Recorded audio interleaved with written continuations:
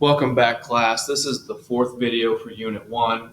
Here we are talking about the physical properties of matter in Section 4. In order to understand more about how chemicals work, we need to understand and distinguish between types of properties. The first type are the physical properties of matter.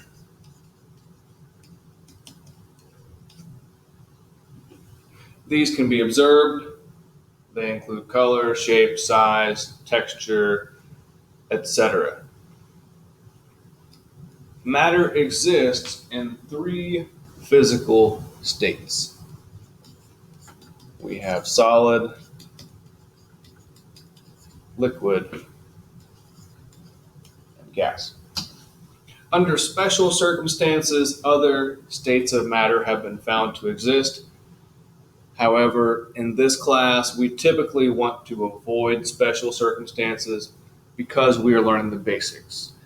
We need to understand the basics before we can get into all of the tiny little exceptions that may occur at very low temperatures or very high temperatures or other special circumstances. So a solid is a substance with very tightly packed particles. And they're not able to move around. They are packed so tight that they are stuck in place. So the atoms or molecules, they are very close together, and being tightly packed comes with two consequences. The first one, the solid is not able to flow. Water can flow. Other liquids can flow. Air can flow. Solids can't.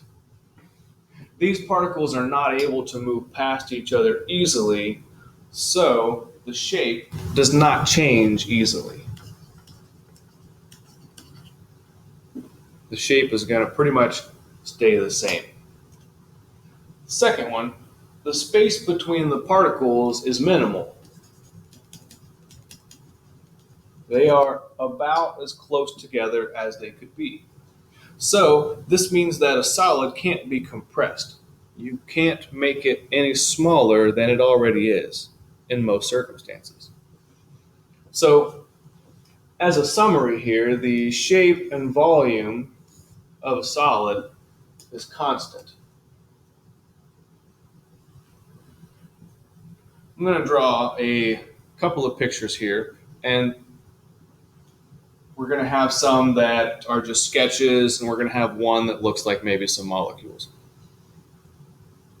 So here I have this big coffee mug, and I'll write that in so we know what I'm talking about. A big coffee mug. And let's imagine that we can see through it. And so I put in a dice, for a board game, a die.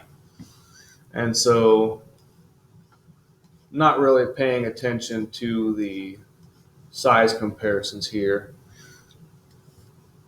I can see through this, and now there's a die in there. And let's put some dots on here so I know what we're doing. There we go. There is my die in the coffee mug. So let's say that I take it out. And instead, next to my big coffee mug, I have a small coffee mug.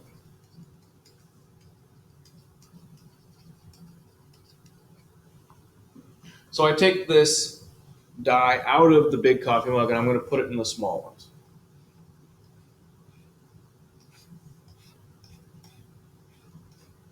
And here you're going to notice that, with the exception of the poor drawing, they're the same size. The size of the die did not change based on the container that it was in. And so we could write that as a brief summary. I'm going to use a different color so it stands out. The Solid keeps the same volume and shape.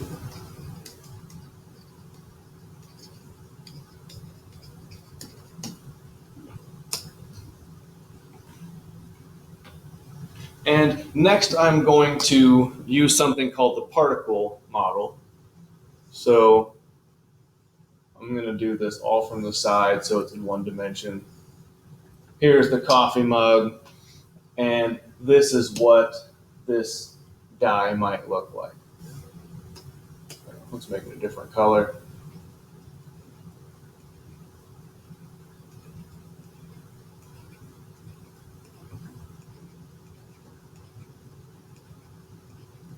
Each of these circles would represent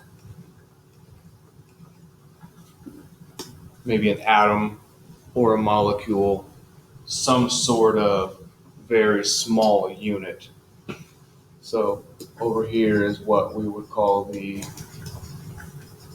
particle model.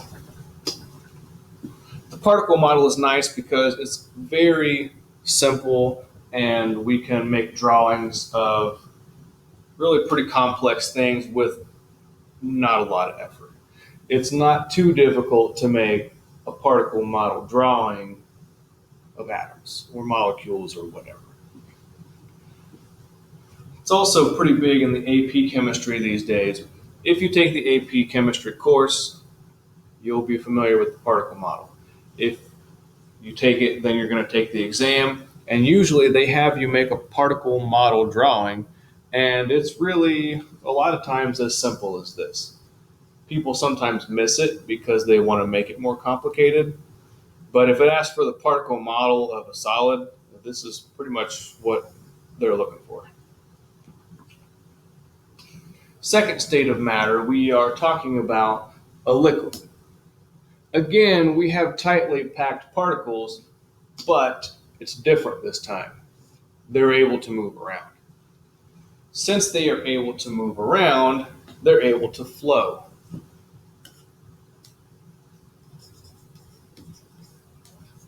It flows because the particles, meaning its atoms or molecules, can move past each other. Like a solid, the space between the particles is pretty minimal, so you can't really compress a liquid.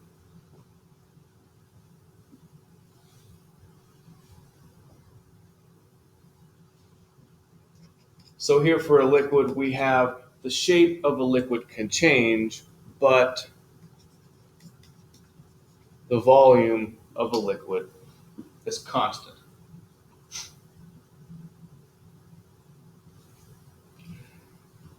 So let me draw a couple of pictures again. The first one over here, let's see how this one goes. This is going to be a beaker. A beaker is a tool that we use in our lab. It looks somewhat like a cup or a jar. The only real difference is it has a spout at the top, maybe something kind of like that. And it has some markings for measurement. So it might say, 20, 40, 60, 80, maybe something like that. Let me clean up the bottom here. Try this again.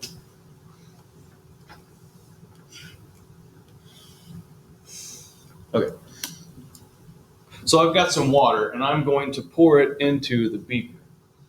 So I start pouring in the water and it fills in the bottom first because we have gravity, and then it starts to come up a little bit, and then it gets to this place where it's all the way up to the 20. So let's put it to here. Let's say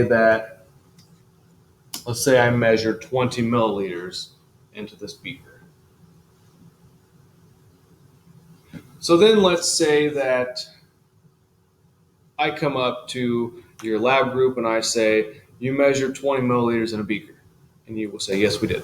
And I will say, a beaker is not very accurate. We can't really know that it's 20 milliliters in a beaker. 20 in this case would be a very close estimate, but not extremely accurate. So then we would instead get out this graduated cylinder, which we have already talked about in the density section, if you would like to go back to that.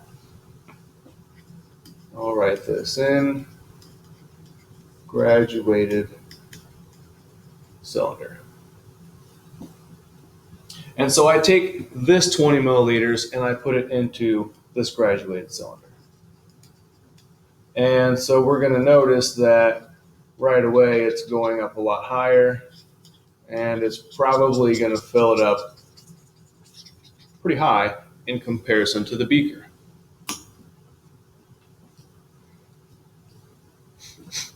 So these two things, let me use a different color, these have the same volume, but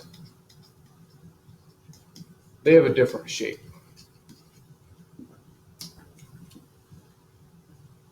And this is one of those interesting things that you'll see maybe if you go to a gas station and you're looking in the coolers for a drink. You'll see lots of cans, lots of bottles, and I find this really interesting, with Red Bull especially. So you walk in and you look at the Red Bull, and it's in a really tall can. It's taller than like a Coke can. So it's a couple inches taller, it seems like. There's a noticeable size difference. But if you look at the volume that's listed on the label, the small can of Red Bull that's really tall and skinny holds 8 ounces, whereas the regular standard Coke can holds 12 ounces. So why does Red Bull market its product in a really tall can, a tall skinny can? Well, I think it just looks like a lot. Because if you ever go to Sam's Club and you get that huge box full of 8-ounce Coke cans, they're the same width as a regular Coke can, but they're short. They're really short, and they look kind of goofy. They just feel like there's not a lot of drink there. But when you have that Red Bull that's a really tall can, somehow it feels like more. So they've really put a lot of thought into this, and it's this idea that here's my short, fat Coke can, here's my tall, skinny Red Bull can. They have the same volume. These have different shapes. And maybe even the way we perceive that is different. So for our particle model, so here's a container, and the particle model, I start pouring in water. These are water molecules. Fills up the bottom first, and then it starts to fill up the next layer, and then you add more. Let's say we stop there. You'll notice a difference. The solid, it was all packed together in one area. But here with the liquid, it is spreading out and it is taking up as much space as it can at the bottom of the container.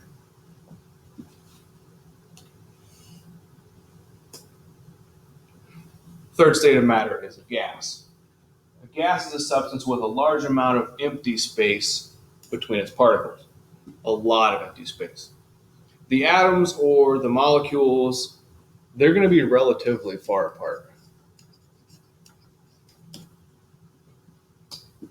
With so much empty space between the particles, gas particles can be pushed closer together, like in an air compressor, or they can be pulled farther apart. Either one of those things are possibilities. Like a liquid, the particles in a gas are free to flow past one another. Air can flow. So let's draw a picture. So let's say I have a container. Here it is. And right now, let's say if this were a beaker, we would imagine the bottom and the sides and the top is open. So I'm going to specify here that it has an airtight lid, just so we know that there's not air coming out and there's not air getting in. So let's say we start with this much gas. We didn't put air into it. We didn't take air out of it. We just put the lid on it and sealed it. Now the amount of air inside of it is not going to change. But let's say that I'm going to take the air out of that container and put it into this container over here. Now they look like they're about the same height, approximately. The one on the right is definitely a lot skinnier. And so if I were to take all of the air from this one and put it into this one, it's going to have a lot more air particles in a lot smaller volume.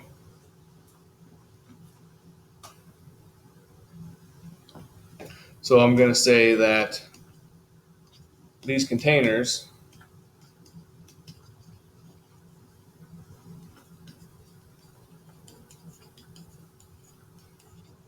are holding the same amount of gas.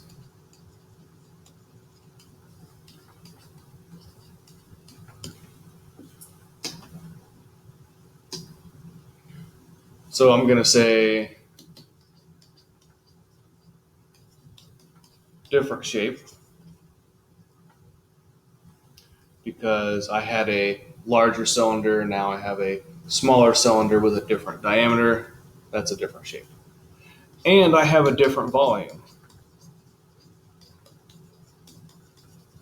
In order to pack all of these air particles into the smaller container, I had to push them together to make their volume smaller.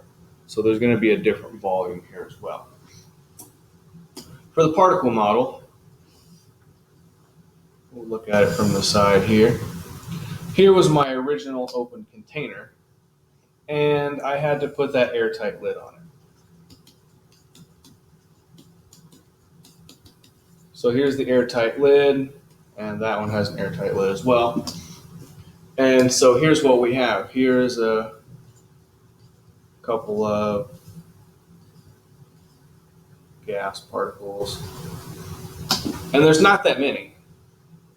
And they are moving around at a very high speed, bouncing around off of the walls, taking up as much space as they can. So there's my particle model. Same thing here, that's the particle model. And fill in some blanks here. The shape and volume of a gas can change. That's it for this video. Watch out for the next one. Thank you for watching.